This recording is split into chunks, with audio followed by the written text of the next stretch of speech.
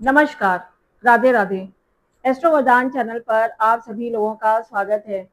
आइए आज हम बात करते हैं राहु के ग्रह के बारे में कि राहु कब राजयोग कारक हो जाता है। तो सबसे पहले हम देखते हैं कि राहु किन भावों में सबसे अच्छा फल देता है।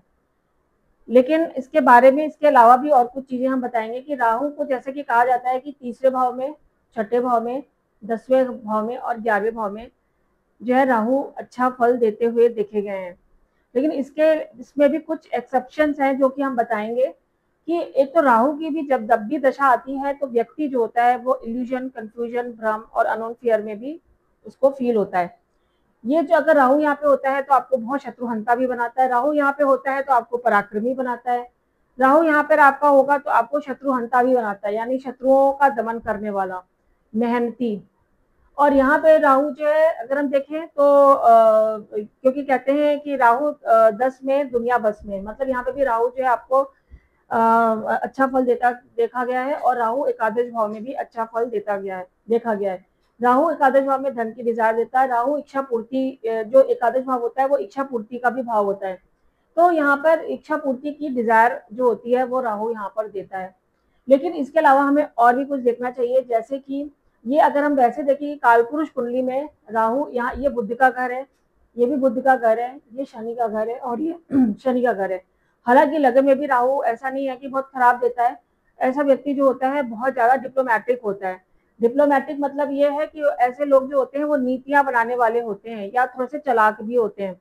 लेकिन माइंड जब मन लगन में राहु होता है, क्योंकि आपकी पर्सनालिटी लगन है, तो आपकी पर्सनालिटी पर राहु का भी बहुत ज्यादा प्रभाव होता है। ऐसे लोग जो होते हैं अपना जो व्यक्तित्व है वो छुपाते, जैसे आपने देखा होगा कि फेसबुक में या सोशल मीडिया में कुछ लोग जो है अपनी रियल तस्वीर नहीं लगाते हैं और अनरियल फोटोग्राफ्स लगाकर है। तो वो अधिकतर ऐसे लोग जिनका लगन में राहु होता है वो वैसे ही व्यक्ति होते हैं, अपनी आइडेंटिटी को छुपाते हैं।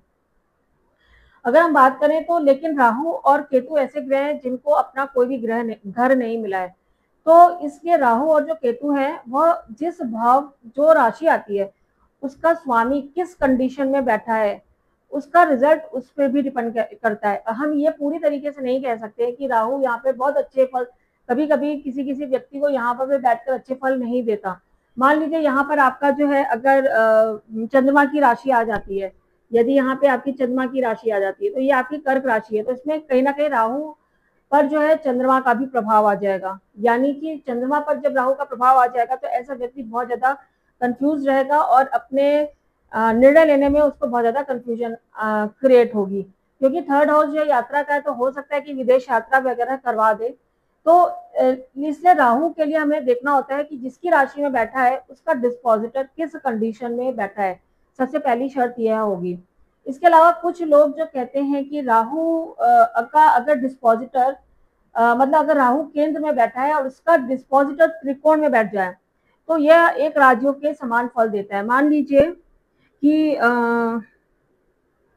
जैसे तुला ही है, यहाँ पे अगर आपका राहु बैठ जाता है, ठीक है, तुला का स्वामी क्या कौन होता है? शुक्र होता है। शुक्र मान लीजिए यहाँ पर बैठ जाता है, ठीक है, तो हम ये कह सकते हैं कि ये राहु यहाँ पर जो है वह खराब फल नहीं करेगा, कहीं ना कहीं यह राजयोग की तरह ही कार्य करेगा। कहीं ना कहीं उसका जो इतना निगेटिव इफेक्ट नहीं आएगा और ये राजयोगकारी ग्रह की तरह फल करेगा। मतलब ये जरूर हो सकता है यहाँ पर राहु बैठकर कुछ प्रॉब्लम्स भी क्रिएट करे। लेकिन अगर केंद्र में अगर राहु बैठा, उसका डिस्पोजिटर अगर त्रिकोण में बैठ जाता है, इसको हम राजयोगकारी भी कहते हैं। इसके अलावा अगर हम मान लीजिए यहाँ पे राहु बैठा है और इसका डिस्पोजिटर सूर्य है, अगर वो यहाँ पे बैठ जाता है तो भी ये यहाँ पे राजयोग की तरह ही कार्य करता है। मतलब कि केंद्र का अगर राहु त्रिकोण में बैठा है उसका स्वामी केंद्र में बैठ जाए, या राहु केंद्र में बैठा है उसका स्वामी त्रिकोण में बैठ जाए, तो भी यह कहीं ना कहीं राजयोग कारक ग्रह की तरह ही कार्य करता है।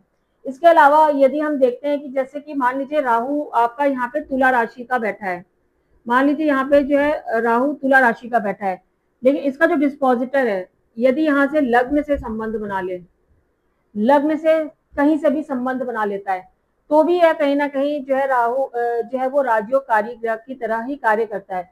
इसके अलावा अगर हम ये भी कह सकते हैं कि अगर राहु का जैसे यहाँ पे सूर्य सूर्य अगर यहाँ पे राहु बैठा है और इसका जो स्वामी है वह उच्च का हो जाता है, यहाँ पे सूर्य, मतलब राहु सिंह राशि में बैठा है और इसका स्वामी जो है वो सूर्य उच्च का हो जाता है, तो भी राहु जो है अपनी दशा या अंतरदशा में बहुत अच्छे फल देता देखा गया है।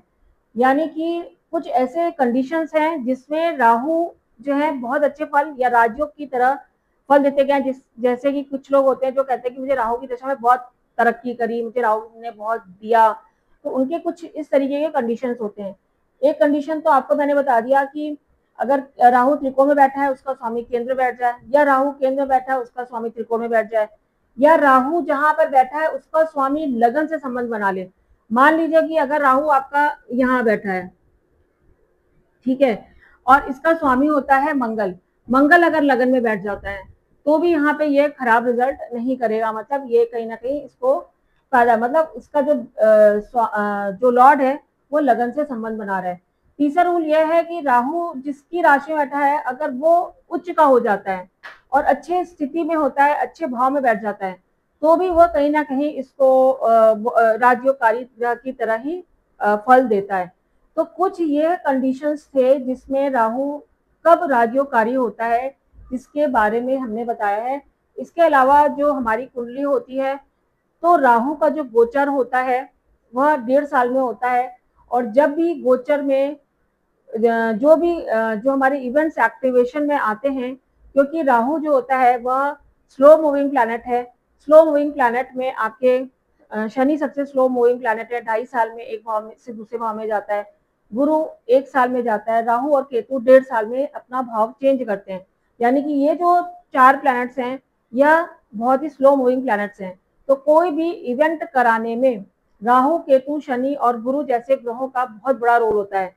कभी कभी तो ऐसा भी देखा गया है कि राहु जब गोचर में सूर्य से संबंध बनाता है तो भी लोगों की सरकारी नौकरी मिलती देखी गई है। तो इसलिए हम ये नहीं कह सकते हैं कि राहु हमेशा ही खराब होता है।